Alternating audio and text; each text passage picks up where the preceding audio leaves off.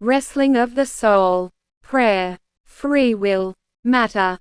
BD0879 from April 22, 1939, taken from book number 18.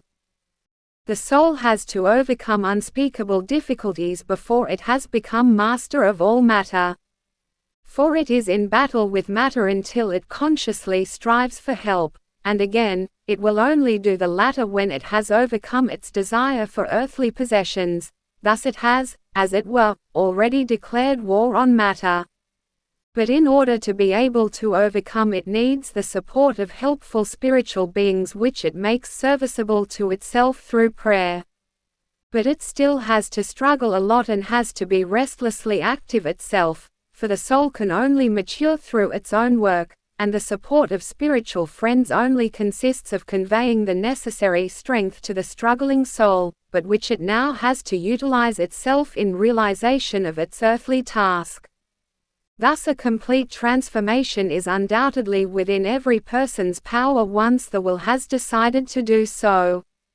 People sometimes believe that they cannot do anything themselves and only ever have to carry out God's will, and again it should be pointed out that the human being is not subject to any coercion from the divine Creator in a spiritual respect, that instead all freedom of will is left to him if it concerns his soul's salvation.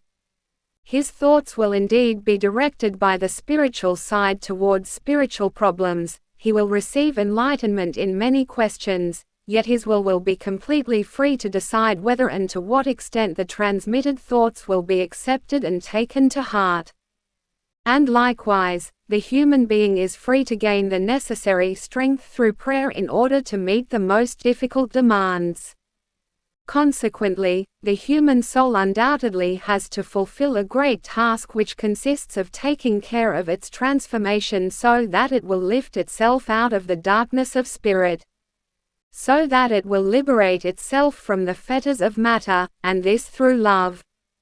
It must constantly be active to shape itself. It must reject everything ignoble, it must strive for perfection and always be mindful of the fact that it only has a short time at its disposal which should serve its transformation.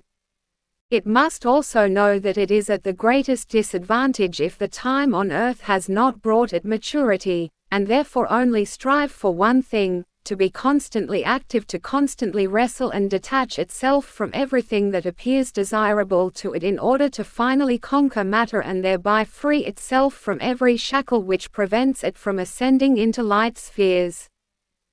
Amen.